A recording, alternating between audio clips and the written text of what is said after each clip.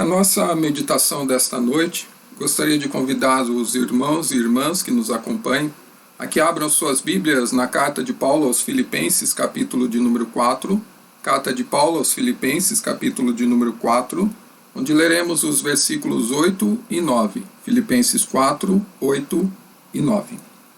Assim nos diz a palavra do Senhor. Finalmente, irmãos, tudo que é verdadeiro, tudo que é respeitável, tudo que é justo, tudo que é puro, tudo que é amável, tudo que é de boa fama, se alguma virtude há e se algum louvor existe, seja isso que ocupe o vosso pensamento, o que também aprendestes e recebestes e ouvistes, e vistes em mim, isso praticai, e o Deus da paz será convosco. Oremos. Deus amado, em o nome do Teu Filho Jesus, pedimos a bênção do Senhor sobre a nossa vida neste momento, que por intermédio do Teu Santo Espírito, o Senhor abra o nosso entendimento para que possamos compreender as Tuas verdades. Fala conosco, ó Deus, neste momento. É o que te pedimos, orando agradecidos, em o nome de Cristo Jesus. Amém. Diante deste período de quarentena que temos vivido, estudiosos conseguem ver duas vertentes com relação aos resultados. Primeiramente, uma vertente positiva, que nos mostra que realmente o isolamento social faz com que a proliferação do vírus seja diminuído. Mas eles olham por uma outra vertente também, que é a vertente negativa, que acabam mostrando consequências dessa quarentena, desse período de confinamento, isolamento social, sobre a vida das pessoas. No Brasil, por exemplo, já foi notificado, já foi registrado um grande aumento no número de ocorrências com relação à violência doméstica. Ou seja, as pessoas, por estarem dentro de casa, vivendo este momento de tensão, este momento difícil que estamos passando, elas estão aflorando as suas reações de modo a agredirem as pessoas da sua família. Mas não somente isso, foi detectado também que haverá um grande aumento no número de transtorno de ansiedade, mas também de depressão. E um cientista da Universidade de Harvard disse que se o ser humano, de forma geral, no mundo todo, quiser realmente passar por este momento com uma saúde mental, com uma saúde emocional positiva, ele deve cuidar da sua mente. Ou seja, ele deve tomar cuidado com aquilo que ocupa os seus pensamentos neste momento. E é interessante que, de certa forma, essa é a preocupação do apóstolo Paulo ao concluir a carta aos Filipenses. Os crentes daquela igreja estavam vivendo problemas de relacionamento, problemas doutrinários e, principalmente, estavam deixando que a forma com que eles pensassem acabassem com a alegria deles, já que, uma vez, a carta aos Filipenses é conhecida como a carta da alegria, já que o termo alegria nesta carta aparece aproximadamente 16 vezes, demonstrando assim o apóstolo Paulo que quando nós desfrutamos de uma vida plena em Cristo Jesus e quando Cristo Jesus passa a tomar conta da nossa mente, a tomar conta do nosso coração, é possível desfrutar sim de uma vida de alegria, seja no relacionamento com Deus, no relacionamento com as pessoas, seja no relacionamento familiar ou na nossa vida pessoal. Mas é interessante que ao olharmos para essa carta, nós somos levados então a pensarmos a forma como os nossos pensamentos, a forma como lidamos com eles, influenciarão diretamente nas nossas reações. Ou seja, aquilo que está dentro da minha mente, aquilo que está dentro da sua mente, fará com que a nossa forma de falar, a nossa forma de agir, a nossa forma de tratar as pessoas seja influenciado por aquilo que nós pensamos, ou pela forma que nós pensamos. E é exatamente sobre este assunto que eu gostaria de pensar com vocês aqui um pouco nesta noite, sobre os tesouros da mente. Portanto, ao olharmos para esse texto, que lições nós podemos tirar para fazer do nosso modo de pensar ou da nossa mente um baú de tesouros, influenciando assim, de forma positiva, os nossos relacionamentos com as pessoas, nosso relacionamento com Deus, a nossa alegria. Como que nós podemos agir com a nossa mente de maneira a vivermos de forma abençoadora, que lições que nós tiramos a partir desse texto? Eu penso que a primeira delas é exatamente que nós somos ensinados a enchermos a nossa mente com coisas boas. Encha a sua mente com coisas boas. É isso que o apóstolo Paulo trabalhará no verso de número 8, quando ele diz: finalmente, irmãos, tudo que é verdadeiro, tudo que é respeitável, tudo que é justo, tudo que é puro, tudo que é amável, tudo que é de boa fama, se alguma virtude há e se algum louvor existe, seja o que ocupe o vosso pensamento. Ao fazer essa afirmação, essa declaração de que os crentes de Filipos deveriam encher as suas mentes com coisas boas, o apóstolo Paulo, ele leva-nos a pensar que o contrário também é possível. Ou seja, se Paulo está dizendo àqueles crentes que eles devem ocupar a sua mente com coisas boas, ele dá a entender também que a nossa mente, ela pode ser ocupada com coisas que não têm valor, ocupada com informações que não nos farão bem. E é exatamente essa a questão. O dia todo, nós temos diante de nós uma decisão sobre qual tipo de informação nós colocaremos dentro da nossa mente. Diariamente, em meio às nossas conversas, em meio àquilo que assistimos, no nosso dia a dia, nós estamos diante da decisão com o que eu vou alimentar a minha mente, com coisas boas ou com coisas ruins. Nós temos que entender que a nossa mente, por conta dos efeitos do pecado, ela já é uma mente predisposta a pensar em coisas ruins. Ou seja, eu e você não precisamos fazer o mínimo esforço para encher as nossas mentes com coisas ruins. Justamente por conta do pecado, que traz essa predisposição para pensarmos naquilo que não agrada a Deus, naquilo que não nos fará bem, naquilo que não é amável, naquilo que não é respeitável, naquilo que não é justo, naquilo que não é verdadeiro. Nós não precisamos nos esforçar para que essas coisas venham à nossa mente, porque elas acabam vindo naturalmente por causa do pecado. É interessante que no livro O Mal que Habita em Mim, o autor ele faz uma afirmação muito interessante sobre essa questão do pecado em nossas vidas. Ele diz o seguinte: Cristo derrubou o domínio do pecado, enfraquecendo-o.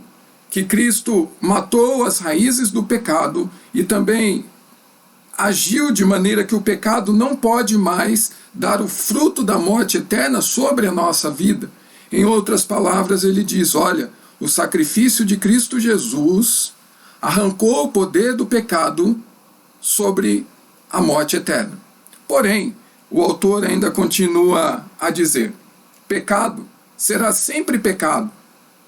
Sua natureza e propósito nas nossas vidas, eles permanecem inalterados. Sua força e seu sucesso ainda nos pegam pela garganta. Em outras palavras, ele diz: o pecado não pode mais te condenar à morte eterna, por conta de Cristo Jesus. Porém, o pecado ainda pode te agarrar pela garganta e te forçar a fazer coisas, te forçar a pensar coisas, te forçar a falar coisas que você não deveria falar, que você não deveria fazer e que você não deveria pensar. Mas então, diante desta realidade, o que devemos fazer? A palavra de Deus diz que devemos nos apropriar das verdades bíblicas sobre a nossa vida, de que agora em Cristo Jesus nós temos uma nova vida, que é exatamente o que Paulo fala em sua carta aos Romanos, capítulo 12, verso de número 2, que nós devemos agora renovar a nossa mente, porque Cristo Jesus, por meio do seu sacrifício, nos proporciona uma nova maneira de pensar, nos dá condições de lutarmos contra os pensamentos que o desagradam, contra os pensamentos que desagradam a Deus. Agora, em Cristo Jesus, nós somos convidados a lembrarmos-nos diariamente que com Cristo Jesus nós fomos crucificados, mas com Cristo Jesus também nós fomos ressuscitados. E agora nós não somos mais obrigados a pensarmos somente nas coisas aqui deste mundo, mas nós somos levados, desafiados a pensarmos nas coisas lá do alto, a pensarmos nas coisas que agradam a Deus, a pensar nas coisas que edificam, a pensar nas coisas que são verdadeiras, que são amáveis, que são justas, enfim. Agora é possível, por meio de Cristo Jesus, ter uma nova maneira de pensar. E é exatamente por isso que o apóstolo Paulo, ele está dizendo aqui para aqueles crentes: enche a sua mente com coisas boas. Há algumas traduções que trazem o seguinte significado. Bíblia Nova Jerusalém diz o seguinte: ocupai-vos com tudo que é bom, que é respeitável, que é amável, que é verdadeiro. Mantenha sua mente ocupada. Essa é a tradução. A Bíblia Nova Tradução Linguagem de hoje diz o seguinte: concentrem-se em tudo aquilo que é respeitável, em tudo aquilo que é amável, tudo aquilo que é verdadeiro. Essa tradução leva-nos a pensar que nós devemos manter a nossa mente, devemos ficar concentrados, pensando naquilo que agrada a Deus, naquilo que a palavra está nos ensinando aqui. E a Bíblia, a mensagem, diz o seguinte: o melhor que vocês têm a fazer é pensar em coisas boas. Ou seja, também essa tradução vem nos dizer que a melhor coisa que nós fazemos na nossa vida é escolhermos encher a nossa mente com coisas boas, justamente com aquilo que o apóstolo Paulo está dizendo aqui. Na prática, isso quer dizer que o dia todo, a cada hora, a cada minuto, a cada segundo, em cada conversa, em cada lugar, em cada situação, em cada olhar que damos, em cada leitura que fazemos, em cada site que entramos, em cada mensagem do WhatsApp que recebemos, em cada vídeo que assistimos, em cada áudio que ouvimos. Todos esses momentos são momentos em que nós temos que optar se vamos jogar para dentro da nossa mente tesouros ou lixo. A palavra de Deus está dizendo o seguinte: finalmente, irmãos, tudo o que é verdadeiro, tudo o que é respeitável, tudo o que é justo, tudo o que é de boa fama, tudo o que é amável, se alguma virtude há, que seja isso que ocupe o seu pensamento. A palavra de Deus está nos ensinando aqui. Eu e você podemos decidir o que nós queremos colocar para dentro da nossa cabeça. E o detalhe aqui é que nós devemos diariamente pedirmos ajuda a Deus para conseguirmos ou para configurarmos nossa mente com o padrão de Cristo e decidirmos a cada momento do nosso dia escolhermos sempre as coisas boas, na certeza de que isso refletirá diretamente em nossas vidas. Neste tempo que estamos tendo que ficar dentro das nossas casas, o que nós temos escolhido para alimentar a nossa mente?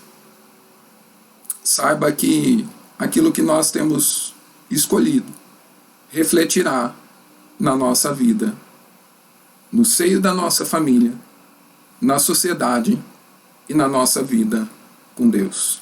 Escolha coisas boas para alimentar a sua mente.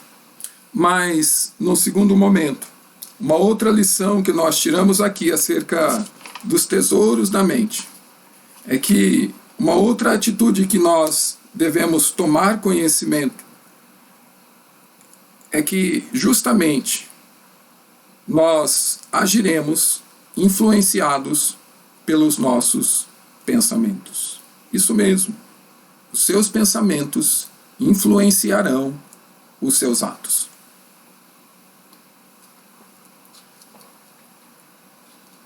Por isso que quando Paulo fala àqueles crentes para pensarem no que é verdadeiro, respeitável, justo, amável, de boa fama, coisas de virtude, coisas que louvam, de louvor, ao dizer que deve ser isso que ocupe o nosso pensamento, nós temos que entender aqui que Paulo está listando essas coisas, justamente porque a partir do momento que aqueles crentes enchessem as suas mentes com aquelas coisas, a reação deles, as atitudes deles mudariam. Porque há uma estreita relação dos problemas que eles estavam vivendo, ou seja, a falta de comunhão com os irmãos, a falta de comunhão com Deus, a falta de alegria. Há uma estreita relação entre esses problemas que eles estavam vivendo e a forma como eles estavam pensando. Justamente porque os pensamentos deles eram pensamentos errados. E pensamentos errados levam-nos a comportamentos errados.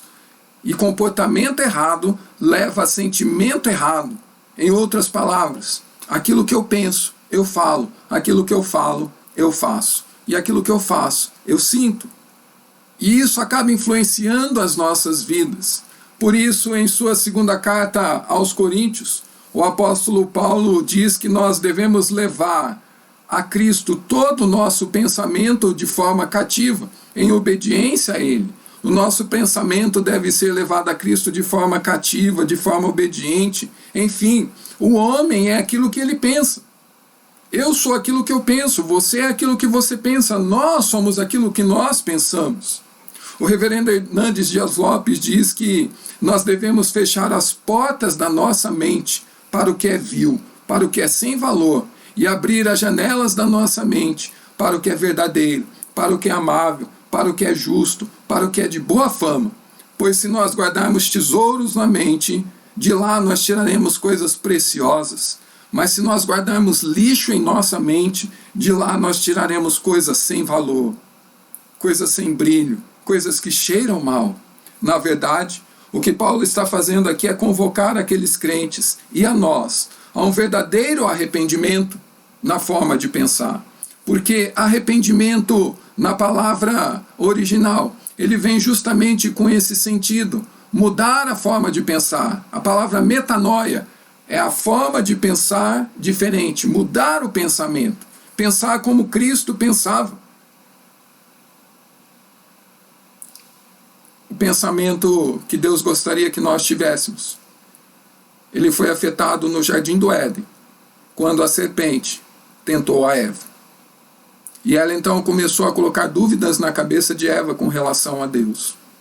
E ela então foi instigando a Eva, instigando a ambição de Eva, o desejo de Eva de desobedecer a Deus. E assim ali, o nosso pensamento, a nossa forma de pensar foi mudada. Se nós realmente entendermos que nós somos influenciados por aquilo que nós pensamos, nós temos que buscar, de todas as formas, recuperar a nossa identidade original com a qual Deus nos criou lá no jardim, por meio do representante Adão. Mas agora o nosso representante é Cristo. E assim então, nós temos que buscar termos a identidade de Cristo, para que passemos a pensar como Cristo pensa. É muito interessante como que esse fator da identidade é fundamental para as nossas vidas. Cristo Jesus, ele tinha muito bem claro em sua mente, em seu coração, quem ele era. Por ocasião do seu batismo, quando Cristo Jesus é batizado ali por João Batista, e o Espírito Santo desce sobre Cristo Jesus em forma de pomba. O texto nos fala em Lucas capítulo de número 3, que o céu se abre. Então é ouvida uma voz que diz: este é o meu filho amado, em quem eu me comprazo, em quem eu sinto prazer.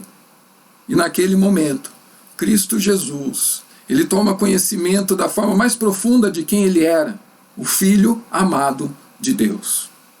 Mas logo no capítulo de número 4, o diabo, assim como fez com Eva lá no jardim, ele tenta fazer com que Cristo perca a sua identidade. E por 2 vezes, o diabo, por ocasião da tentação, pergunta ao Senhor Jesus: se tu és o Filho de Deus, transforma essas pedras em pães. Ele está fazendo Jesus a pensar se realmente ele é filho de Deus ou não. Mas Jesus tinha plena certeza da sua identidade. E ele não se dá por vencido. Ele não cede a essa investida de Satanás, dizendo que não só de pão viverá o homem, mas de toda a palavra que procede da boca de Deus. Mas Satanás queria fazer Cristo Jesus perder a sua identidade de filho amado. E por mais uma vez ele tenta Jesus fazendo a pergunta: se tu és filho de Deus, lança-te e dê ordem aos anjos que te segurem. Mas Jesus sabia quem ele era. Ele não precisava provar para Satanás que ele era filho de Deus, ele já sabia que era. E ele então, por mais uma vez, resiste a essa investida do diabo para fazer perder a identidade de quem ele era, assim como Eva perdeu lá no jardim. Se quisermos entender a forma como falamos, se quiser entendermos por que agimos de tal maneira, por que tratamos os outros da forma pela qual tratamos, se quisermos entender a forma como tratamos o dinheiro, se quisermos entender a forma como tratamos as coisas de Deus, basta analisar ou analisarmos o que nós temos colocado dentro da nossa mente, com o que temos alimentado a nossa mente. Porque ao descobrirmos com o tipo de informação, o tipo de pensamento que nós temos alimentado a nossa mente, nós descobriremos o porquê falamos assim, o porquê agimos assim e o porquê sentimos assim. Justamente porque aquilo que nós pensamos influencia diretamente na nossa forma de viver. Nossa mente é um campo de batalhas, aonde os nossos pensamentos vivem em guerra. Uma guerra entre agradar a Deus e entre agradar ao velho homem. Está dentro em nós um inimigo do velho homem, que o tempo todo quer ressuscitar e o tempo todo quer nos fazer pensar da forma que a palavra de Deus está falando que nós não devemos pensar. A sua vida, a minha vida, é influenciada pela forma com que pensamos. Mas por fim,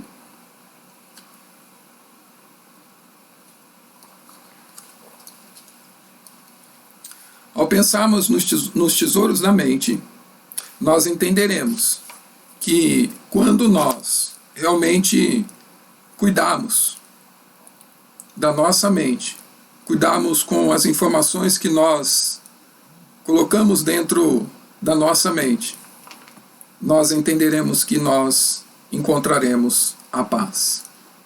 Se pensarmos naquelas coisas que Deus deseja que pensamos, nós encontraremos a paz.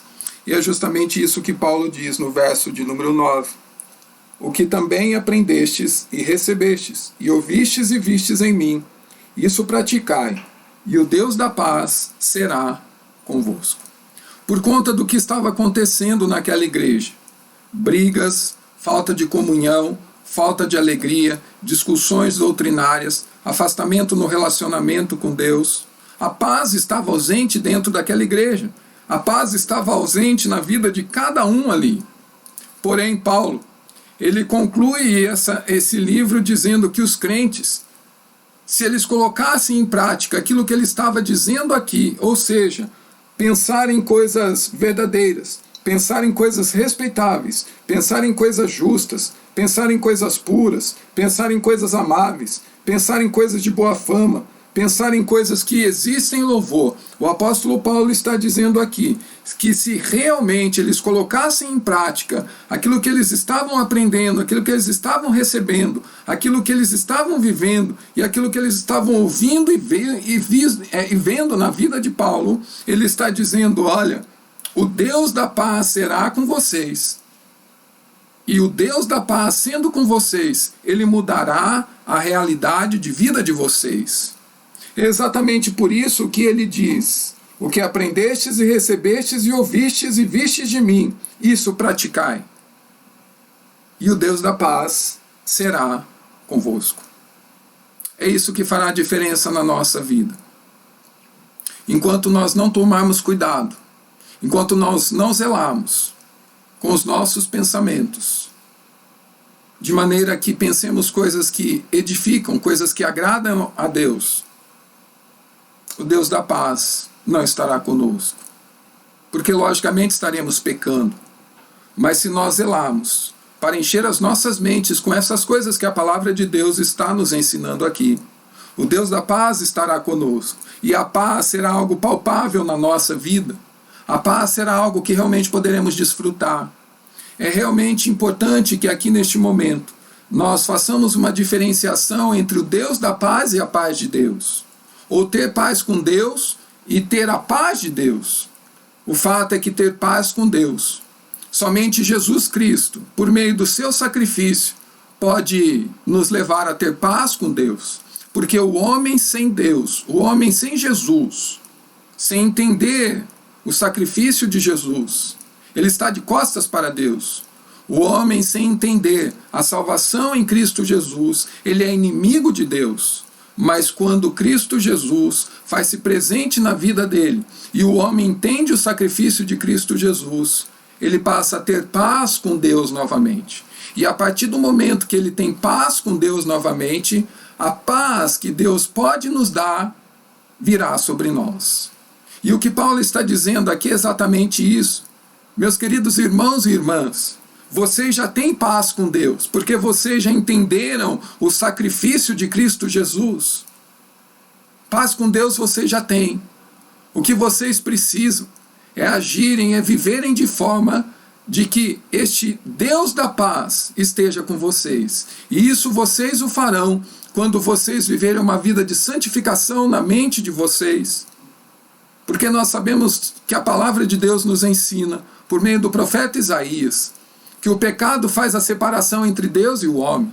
Logo, se não santificarmos a nossa mente, se não separarmos a nossa forma de pensar, se não mudarmos a nossa forma de pensar de maneira que agrade a Deus, nós estaremos em pecado e assim estaremos separados do relacionamento com Deus. Mas a partir do momento que nós vivemos, praticamos aquilo que nós temos visto, temos ouvido, temos aprendido, o Deus da paz estará conosco. E a paz de Deus é diferente. Porque no contexto aí, no capítulo de número 4, verso de número 7, o apóstolo Paulo dirá àqueles crentes mesmos, como é essa paz de Deus? É uma paz que o homem não consegue explicar, é uma paz que excede todo o entendimento. Talvez o que nós estamos precisando neste momento de quarentena, talvez o que estejamos precisando neste momento de dificuldades, é dessa paz. Essa paz que excede o entendimento. Essa paz que guarda a nossa mente de pensamentos que não provêm do Senhor. Essa paz que guarda o nosso coração de sentimentos que não vêm de Deus. O que nós estamos precisando, na verdade, nesse período de quarentena, é que o Deus da paz esteja conosco e que Ele nos alcance com esta paz, que é capaz de nos guardar, que é capaz de nos proteger de mentiras, é capaz de nos proteger do desespero, é capaz de nos proteger da falta de fé, é capaz de nos proteger daquilo que desagrada a Deus. Viva aquilo que você tem aprendido, tem ouvido, tem visto na palavra de Deus, porque isso trará para junto de nós o Deus da paz. E essa paz que Deus traz com Ele é a paz que excede todo o entendimento. O texto fala que praticar na nossa vida aquilo que a palavra de Deus nos ensina aqui é encher a nossa mente com tesouros. E encher a nossa mente com tesouros fará com que mudanças aconteçam em nós, mudanças aconteçam em nosso meio, mudanças aconteçam em nosso relacionamento com Deus, pois Deus estará conosco. Jesus, o Emanuel, nos dará a paz que o mundo não pode nos dar. Mudar a forma de pensar não somente expressa uma escolha correta, mas também atitudes diferentes e a certeza de que desfrutaremos de uma paz verdadeira, que é o que exatamente estamos precisando hoje. As pessoas no mundo, as pessoas à nossa volta, até mesmo dentro das nossas casas, até mesmo nós, não estamos livres do desespero, do pânico, do medo. Nós não estamos livres de pensamentos que desagradem a Deus. É exatamente por isso que nós devemos ter isso em nosso coração. Eu quero Deus da paz comigo neste momento. Se eu quero, eu tenho que praticar aquilo que Ele está me ensinando aqui. E então, meus queridos, nós podemos concluir neste momento Voltando lá no início, na introdução eu disse os efeitos negativos que a quarentena está trazendo sobre as pessoas dentro dos lares. Aumento de violência, aumento da ansiedade, do medo, até mesmo suicídio, depressão, justamente porque as pessoas têm ocupado a sua mente, têm alimentado a sua mente com coisas que não são saudáveis. Mas a palavra de Deus hoje está nos ensinando com o que devemos ocupar a nossa mente. A palavra de Deus hoje está nos ensinando que a cada segundo da nossa vida, somos nós quem decidimos se alimentamos a nossa mente com lixo ou se alimentamos a nossa mente com tesouros. A cada momento está diante de nós essa certeza de que a forma com a qual pensamos influenciará a forma como agimos. Ou seja, o que está aqui dentro refletirá na minha forma de falar, de agir e de tratar as pessoas e de sentir. Portanto, escolher alimentar a nossa mente com aquilo que é amável, com aquilo que é respeitável, verdadeiro, com aquilo que é justo, com aquilo que é puro, com aquilo que é de boa fama, com aquilo que existe louvor, é fazer com que nós sejamos transformados, as nossas atitudes sejam diferentes e as pessoas à nossa volta sejam abençoadas. E por fim, o apóstolo Paulo ensina-nos que o que nós estamos precisando hoje é ter o Deus da paz ao nosso lado.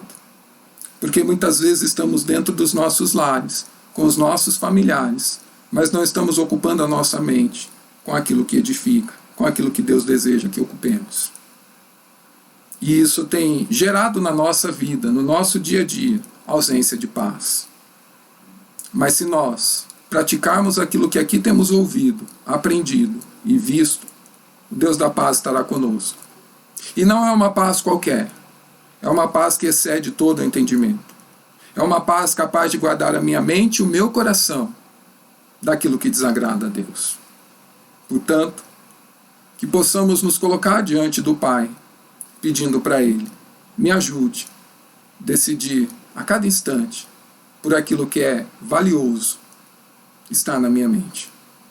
Me ajude a entender, meu Deus, que a forma como eu penso influenciará diretamente na forma como eu ajo, e ensina-me a entender, meu Deus, que paz real e verdadeira, que alegria real e verdadeira, eu só encontrarei se o Deus da paz estiver comigo, e Ele estará comigo se eu praticar aquilo que eu tenho visto, aprendido, recebido da parte dEle, por meio da sua palavra.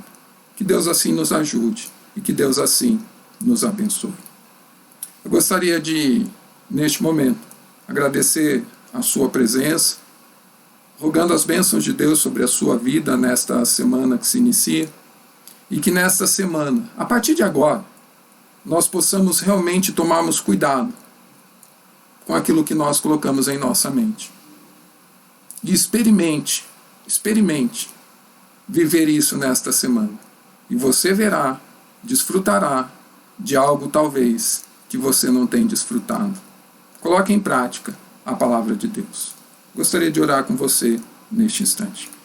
Pai amado, em nome do seu Filho Jesus, obrigado porque por meio da tua palavra o Senhor nos ensina a viver de maneira a que realmente possamos desfrutar de uma paz e uma alegria que o mundo não consegue nos dar. Obrigado a Deus porque a tua palavra ela vem falar conosco neste período de crise que nós estamos vivendo. Neste período onde a quarentena, ó Pai, tem nos tornado pessoas nervosas, pessoas ansiosas, pessoas temerosas, pessoas com a fé balançada.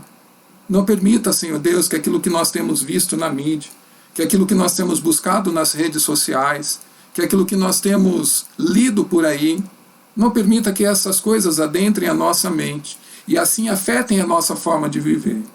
Mas que nós possamos optar, ó Deus, a cada dia, a cada instante, por encher as nossas mentes somente com aquilo que agrada ao Senhor.